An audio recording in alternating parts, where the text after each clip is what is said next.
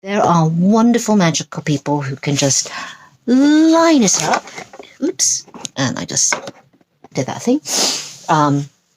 Yes, I actually do mark, even me, doing this for years and years, I mark my front to my back of my piece.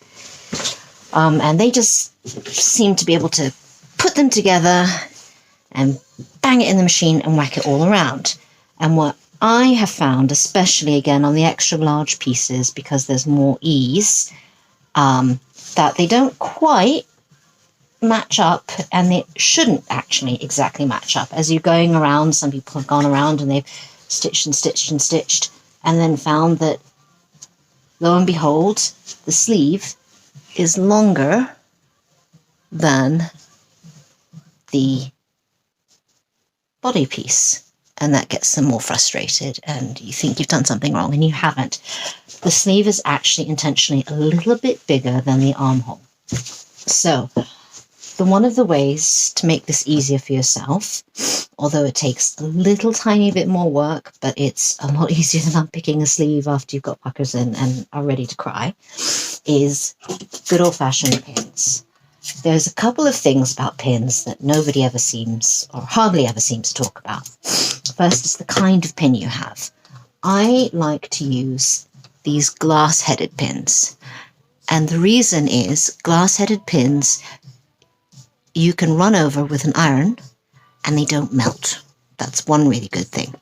The second really good thing about the glass-headed or quilting pins is that the shaft itself is a little bit finer than some of the standard cheap pins, which means that it glides into fabric a lot more easily. And this poly cotton is a really tight weave, so these go in really easily. The other thing that a lot of people don't talk about when they're talking about pinning things is where and how you pin. It becomes important on a curve because when you are sewing on a curve, if you just whack your pin in like that, big old thing, when you need to turn the fabric, let's put this on the top of the curve. When you're turning the fabric, because it's taking up all that space, it's actually really difficult to move the fabric without it pleating. So the trick is, we know that the seam allowance is 1/2 inch on this one.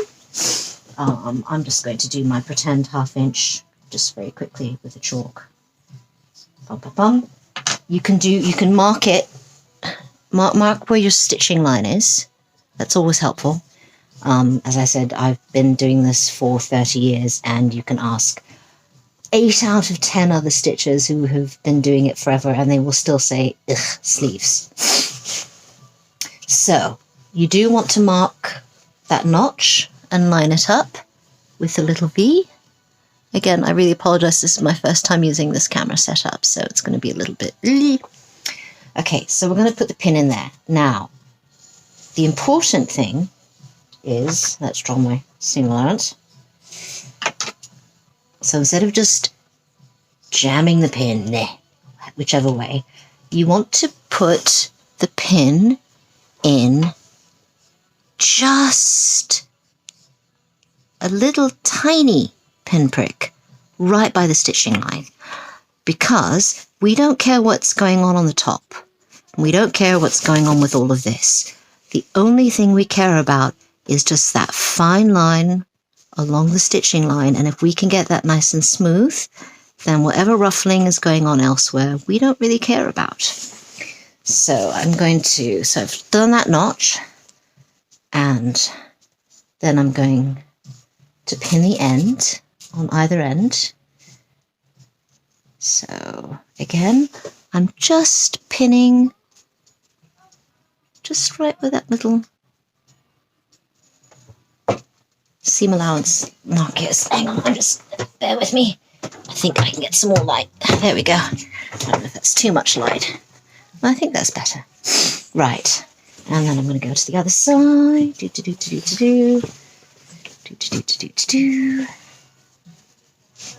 Okay, so now I'm pinning the other side.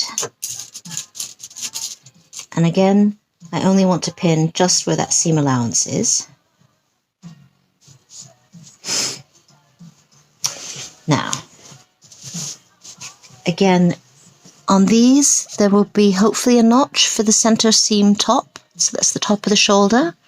If you don't have it, find it on the pattern and mark it on your piece. Again, I don't care how experienced a stitcher is when we're tired, having the marking really helps. So I'm going to line that up with my stitching line.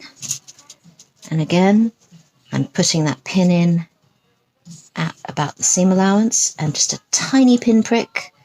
Again, the smaller the pin prick, the much more easy it is to twist and turn the fabric without getting buckles. So now this is the tricky bit. You might think, oh, I can just go along and pin, but you'll find that these pieces, they don't quite line up. And obviously this piece, the sleeve, is larger than the body piece.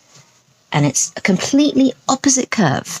The sleeve piece is going up and the body piece is going down. And you might find, well, how do I deal with that without it buckling too much?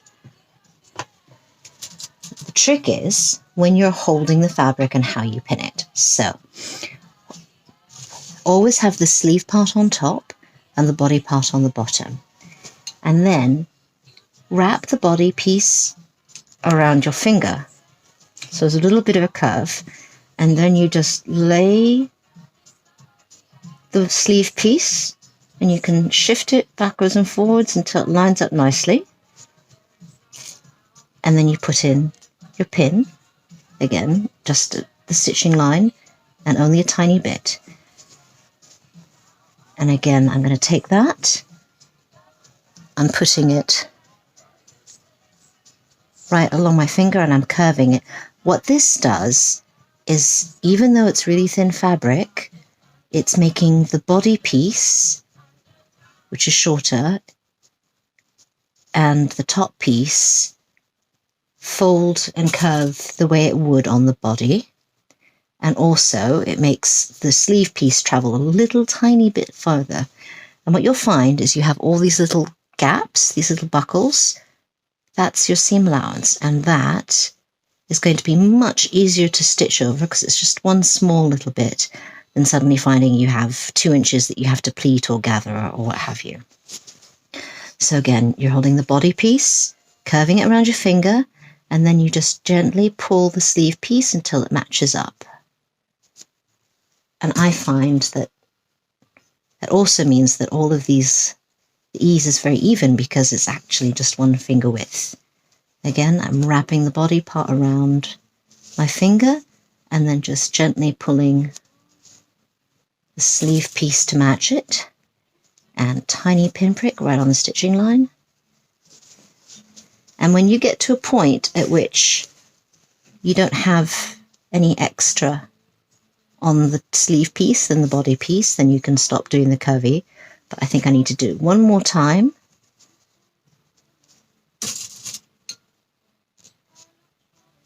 I'm trying not to safety pin directly into the plaster. And now these two pieces are roughly the same. But again, I know there are lots of veteran stitchers who don't like to pin, but for me, when it comes to sleeves, I will always pin rather than have to take it out. Now again, we have that funny curve right in the armpit, and it doesn't quite seem like it wants to match up. So again, just by curving it a little bit around and over, you can then kind of slide the pieces together until it matches in the middle, and then pin there. So that's fairly easy, and all of the ease now is actually nice and equally laid out. And then you go around to the other side, and again, the same thing. I always like to start at the shoulder, and that way there's the most extra room at the shoulder. So this is a good exercise for being ambidextrous. So now again, the body piece, I'm wrapping around my finger and then just pulling up. I can't do a very big distance. As you can see, it's not matching up. So you just, wherever the point is that it wants to match up is where you want to pin it. You don't want to fight it. Again, just a tiny little pin right at the stitching line and going around the finger and then just tugging that up. If you have it buckle here, don't worry about that. Again, as my tailoring mistress, who used to beat me with a ruler, I am not joking, she used to say that your entire world, when you're tailoring on a sleeve, your entire world is the 1 inch from pin to pin. That's all that we care about. So we're curving around the finger. Again, just pulling that fabric up until they agree before they start wanting to go off in different directions again. And pinning there. Body's curving around the finger. Just pulling that until it agrees.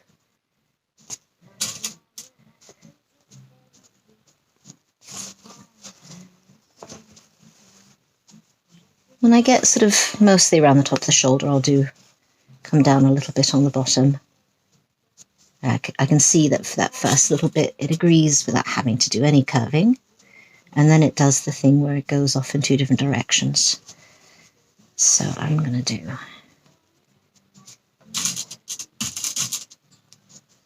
and again it seems like a pain in the derrière and you think, oh, I want to do this really, really fast, but it's worth it to take the 3 or 4 or 5 minutes to do this pinning this way now than having to fight it in the machine or stitching it and then find you've got lots of wrinkles and puckers and having to undo it and restitch it. So, I'm almost there, I promise. So there, I've got one last little pucker. And again,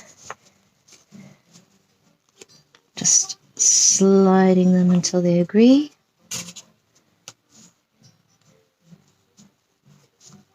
Right here. So then,